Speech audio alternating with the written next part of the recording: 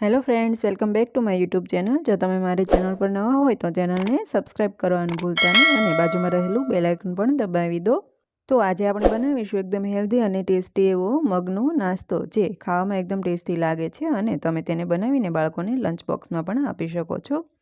તો સૌપ્રથમ મેં અહીંયા મગ લઈ લીધા છે, તેને ધોઈને લઈ લીધા છે।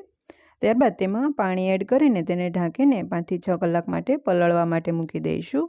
5 થી 6 કલાક બાદ આપણે ઢાંકણ ખોલીને જોઈ લઈએ તો તમે જોઈ શકો છો મગ સારી રીતે પલળી ગયા છે। તો આપણે તેમાં રહેલું વધારાનું પાણી કાઢી લઈશું।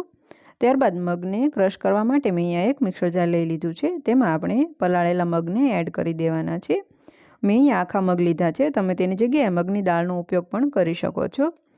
મગ એડ કરી દીધા બાદ આપણે તેમાં લસણ, મરચાં તથા આદુનો ટુકડો એડ કરીશું, જેનાથી તેનો ટેસ્ટ એકદમ સરસ આવશે।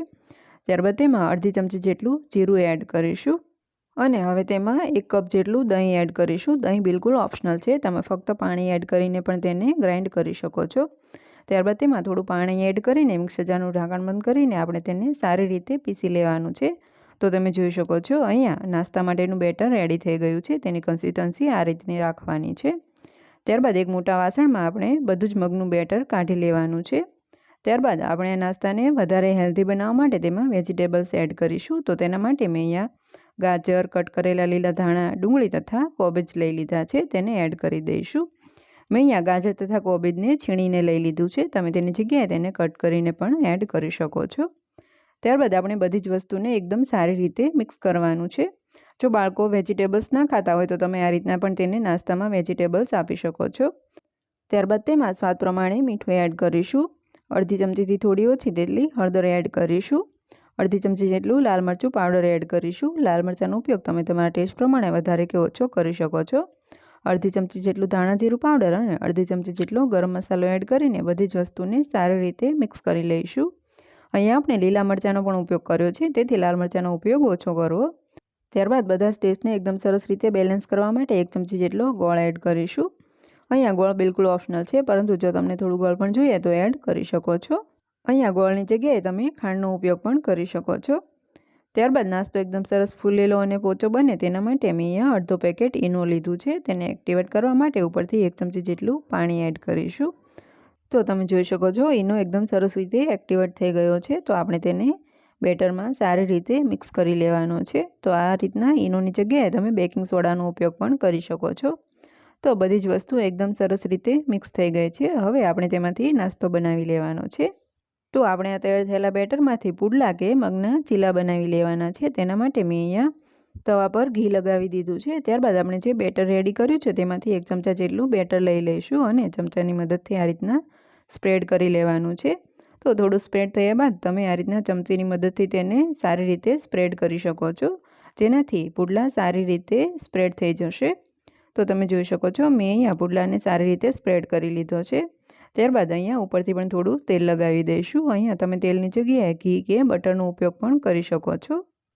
તો લગભગ 1 મિનિટ જેવું થાય ત્યારબાદ આ રીતના તવીથાની મદદથી આપણે તેને ઉખાડી લેવાનું છે। તો તમે જોઈ શકો છો 1 મિનિટમાં તે એકદમ સરસ રીતે ઉખડી જશે। તો ત્યારબાદ આપણે તેને બીજી સાઈડે પલટાવી લેવાનો છે। તો તમે જોઈ શકો છો એક સાઈડે નાસ્તો એકદમ સરસ રીતે કૂક થઈ ગયો છે। ફરીથી 1 મિનિટ જેવું થાય ત્યારબાદ આપણે તેને બીજી સાઈડે પલટાવી લઈશું। તો તમે જોઈ શકો છો બંને સાઈડે નાસ્તો એકદમ સરસ કૂક થઈ ગયો છે અને ઉપરથી ક્રિસ્પી અને અંદરથી સોફ્ટ એવો તૈયાર થશે। તો સેમ આ જ પ્રોસેસથી આપણે બાકી રહેલા બીજા પુડલા પણ બનાવી લઈશું। તો તેના માટે મેં અહીંયા ફરીથી 1 ચમચા જેટલું બેટર લઈ લીધું છે, ચમચાથી થાય તેટલું સ્પ્રેડ કરીશું। ત્યારબાદ ચમચીની મદદથી આગળ પણ જણાવ્યું તેમ આપણે તેને સારી રીતે સ્પ્રેડ કરી લેવાનું છે।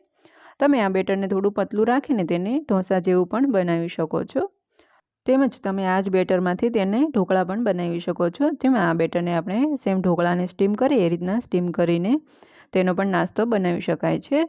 તો મેં અહીંયા સેમ એ જ પ્રોસેસથી બધો જ નાસ્તો બનાવીને તૈયાર કરી લીધો છે। તો તમે જોઈ શકો છો મેં અહીંયા બધા જ પુડલા બનાવીને રેડી કરી લીધા છે। તો મેં અહીંયા તેને એક સર્વિંગ પ્લેટમાં કાઢી લીધા છે।